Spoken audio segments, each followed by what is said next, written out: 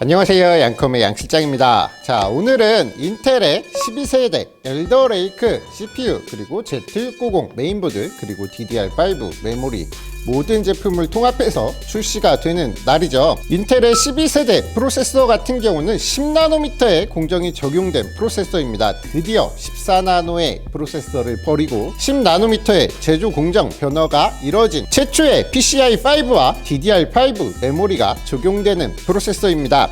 그동안 인텔이 14나노 프로세서로 울거먹기를 엄청 많이 했었죠. 그 모습을 보면서 많은 인텔 팬분들 그리고 저희 업계 관계자분들 한숨만 나왔던 것도 사실이기도 합니다. 하지만 이번 12세대 엘더레이크 프로세서는 기존 프로세서들과 완전히 다르고 변화된 모습을 보여주고 있는데요. 각종 신기술이 적용된 프로세서이기도 한 만큼 기대가 엄청 높은 프로세서입니다. 본 영상에서는 CPU의 소개 그리고 메인보드, 메모리 등의 소개를 진행을 할 거고요. 본 영상과 더불어서 인텔 i9 12900K 그리고 12700K 영상도 동시에 공개될 예정이니까 성능 테스트가 궁금하신 분들은 벤치마크 영상을 따로 확인해 주시면 좋을 것 같습니다. 자, 그러면 인텔 12세대 엘더레이크 프로세서의 스펙들을 살펴보도록 하겠습니다. 우선 제 앞에 보이는 CPU 패키징들이 인텔 i9 프로세서들인데요. 9세대부터 10세대, 11세대, 12세대까지 i9 프로세서가 이렇게 진열이 되어 있습니다. 저는 개인적으로 인텔의 9세대 프로세서 i9 9900K 모델이 굉장히 디자인이 괜찮았다고 생각이 드는데요. 인텔이 범용 프로세서 i9 9세대부터 이렇게 i9 패키징들을 다르게 한 모습을 보여주고 있는데요. 기존 패키징들은 많이 보셨으니까 12세대 패키징을 조금 보자면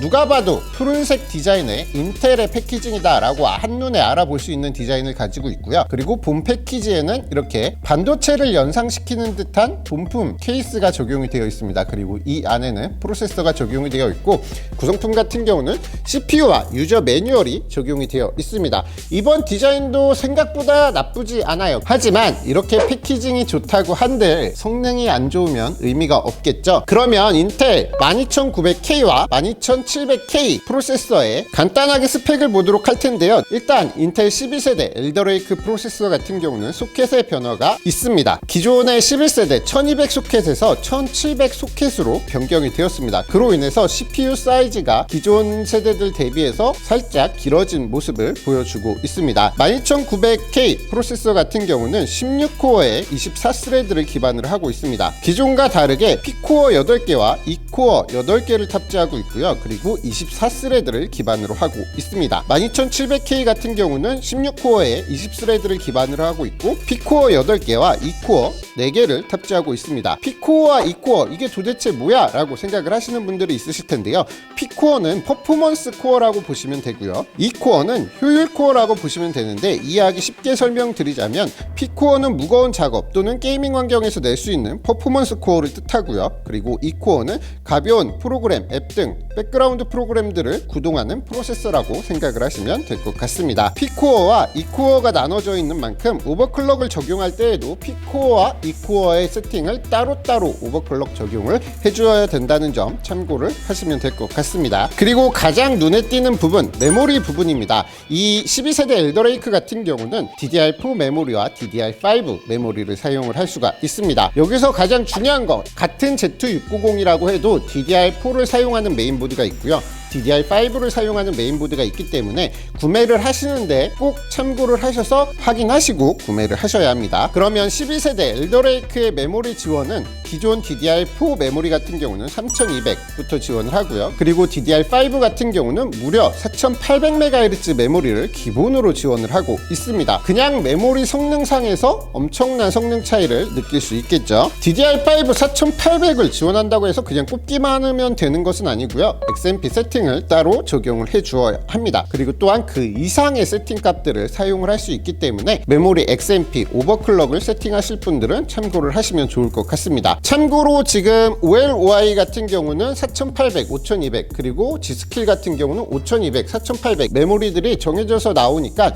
이 부분을 꼭 참고하셔서 구매를 하시면 될 것 같습니다. 그냥 일단 4800을 지원한다는 것 자체부터 성능상에서 엄청난 이득을 가지고 가니까 메모리로 인해서 성능적인 부분에서 득을 볼 수 있는 것들이 굉장히 많을 것으로 보입니다. 그리고 TDP 같은 경우는 i5부터 i9 라인업까지 모두 125W의 동일한 TDP를 가지고 있습니다. 내장 그래픽 부분 같은 경우는 인텔 UHD 770 그래픽이 적용이 되어 있고요. 8K 해상도까지 출력이 가능하다고 합니다. 그 외에 인텔 터보 부스트, 베이스 클럭, 캐시 메모리 등은 지금 보시는 스펙표를 참고를 해주시면 좋을 것 같습니다. 자, 이렇게 CPU를 소개를 해드렸으니까 이제 메인보드 소개를 또 진행을 해야겠죠. 오늘 준비된 메인보드 같은 경우는 기가바이트 Z690 어로스 마스터라는 보드입니다. 이 보드는 상급 보드에 속하는 보드이죠. 바로 윗단계 어로스 익스트림 모델이 있는데 그 바로 전 단계 보드라고 보시면 될 것 같습니다. Z690 어로스 마스터 기준으로 스펙에 대해서 조금 설명을 드리도록 하겠습니다. 전원부 페이지 같은 경우는 19 플러스 1 플러스 2페이지에 디지털 다이렉트 전원부를 적용을 하고 있습니다.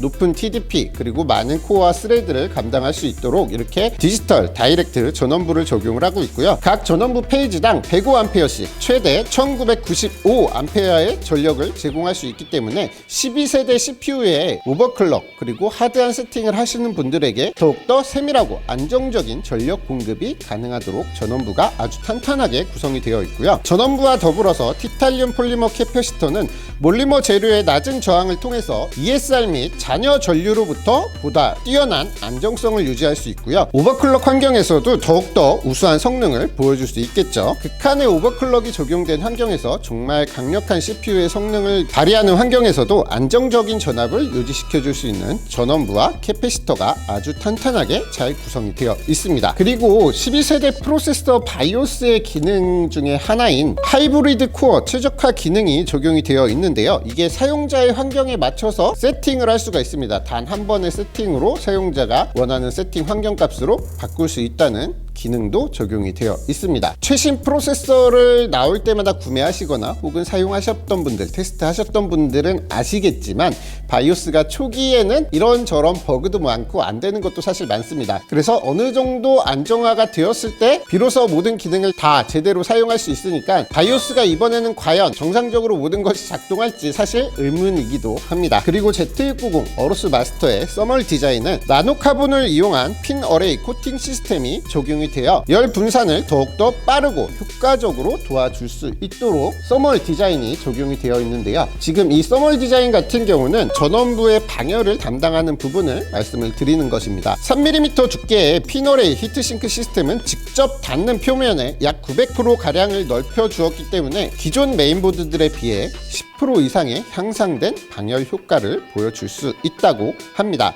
그리고 전원부 다이렉트 터치 히트 파이프들의 두께가 전작들에 대비해서 2mm가 증가했고 그리고 히트싱크와 히트 파이프 사이의 간격을 2mm 더 좁혔기 때문에 새로운 공정으로 확실한 모스펫의 발열을 제어할 수 있다고 합니다. 그리고 인텔 12세대 프로세서에 PCI Gen5가 적용이 되었죠.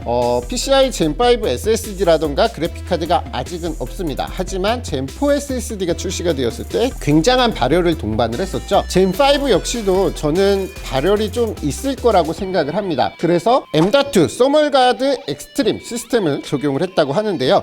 M.2 발열을 굉장히 신경 쓴 것이죠. 추후 출시될 PCI 5.0의 스토리지들을 고려를 해서 발열을 효과적으로 제어할 수 있도록 기존에 보던 M.2 히트싱크보다 더욱더 두꺼워졌고요. 그리고 M.2 히트싱크가 하단 그리고 상단에 모두 적용이 되어 있고 서멀패드 역시도 상하단에 모두 적용이 되어 있어서 M.2 SSD의 병목 현상을 확실히 방지할 수 있도록 꼼꼼하게 세팅된 모습이 돋보입니다. 그리고 이 어로스 마스터에는 후면에 대형 백플레이트가 장착이 되어 있는데요.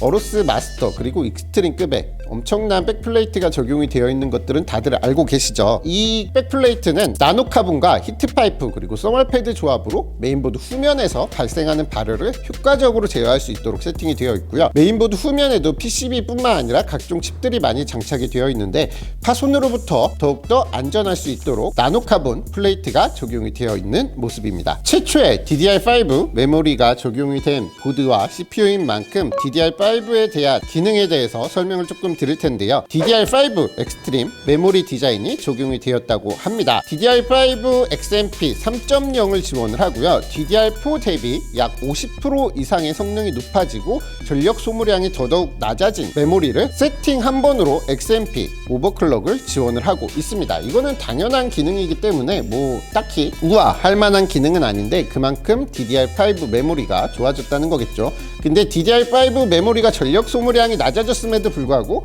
메모리 발열은 꽤 있는 편입니다. 그리고 기존의 DIP, DDR4보다 신호 안정성 및 오버클럭 성능을 약 2.1배 증가하였다고 합니다. 그리고 기판에 멀티포인트 스테인레스 SMD 아이언 클로우 PCB를 관통하여 직접 메모리가 닿기 때문에 PCI 암호가 추가되어서 PCB의 변형을 방지할 수 있도록 되어 있고요. 5000번 이상 탈착 가능할 정도로 탄탄한 내구성을 지녔다고 합니다. 근데 메모리를 5000번 이상 탈착할 이유가 없겠죠. 동시에 신호 안정성이 약 2.1배 개선이 되었다고 합니다. 쉴드 메모리 라우팅이나 탄탈륨 캐패시터, 어레이 등의 혁신적인 기능을 통해서 노이즈 및 전류 간섭을 최소한으로 억제를 한다고 합니다. 그리고 메모리의 XMP 기능에 대해서 조금 더 설명을 드리자면 이 OLY 4800짜리 메모리를 장착을 했을 때 메모리 벤더사, 그러니까 메모리의 제조사명, 그리고 모델, 그리고 클럭, 타이밍 등을 자동으로 화면에 띄워주기 때문에 쉽게 메모리 오버클럭 설정이 가능한 기능이 적용이 되어 있습니다. 그리고 아직은 출시가 되지 않았지만 PCI 5.0 슬롯이 적용이 되어 있죠. PCI 4.0 아키텍처 비해서 약 2배 가량의 높은 데이터 전송 속도를 보여주고 많은 레인 사용 없이도 손쉽게 대역폭을 증가시킬 수 있기 때문에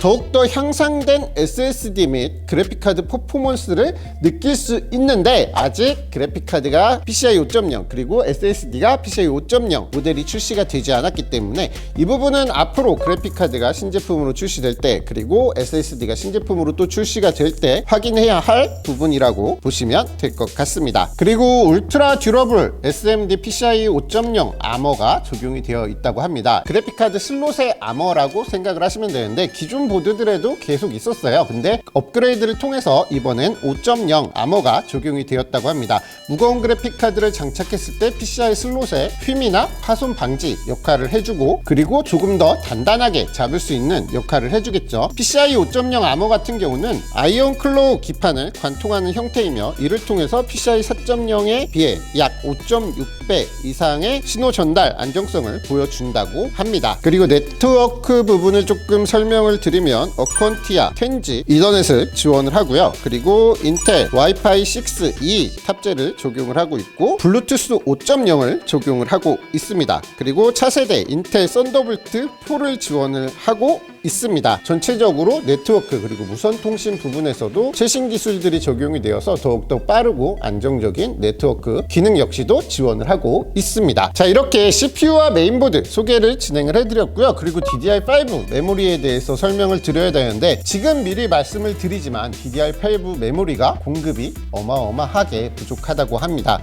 그리고 DDR5 메모리가 조금 많이 비싼 것으로 예상이 되는데 아직까지는 정확한 가격에 대해서 들은 것이 없어서 메인보드도 그렇고 CPU도 그렇고 메모리도 그렇고 전체적으로 가격이 얼마나 되는지 아직 확정이 나지 않아서 가격적인 부분은 제가 뭐 따로 말씀을 드릴 수가 없는데 확실한 것은 DDR5 메모리가 수급이 굉장히 안 좋을 것으로 예상이 되는 부분입니다.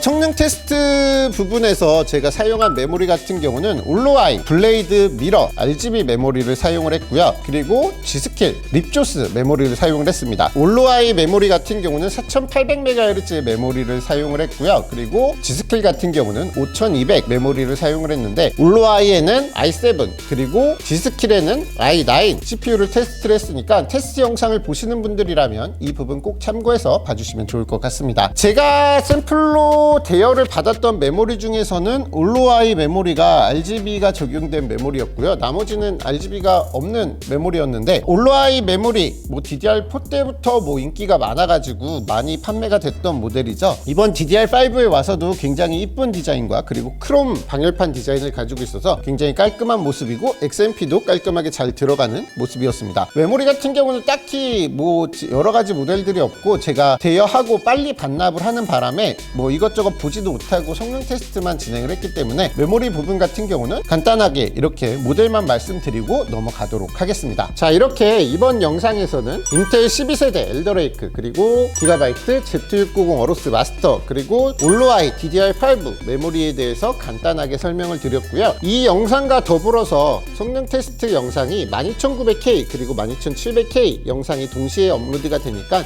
성능 테스트 궁금하신 분들은 성능 테스트 편을 참고해 주시면 좋을 것 같습니다. 오늘 리뷰할 수 있도록 도와주신 PC디렉트, 기가바이트, 인텔 관계자분들께 감사하다는 말씀 전해드리면서 리뷰 여기서 마치도록 하겠습니다. 양컴의 양실장이었습니다. 감사합니다.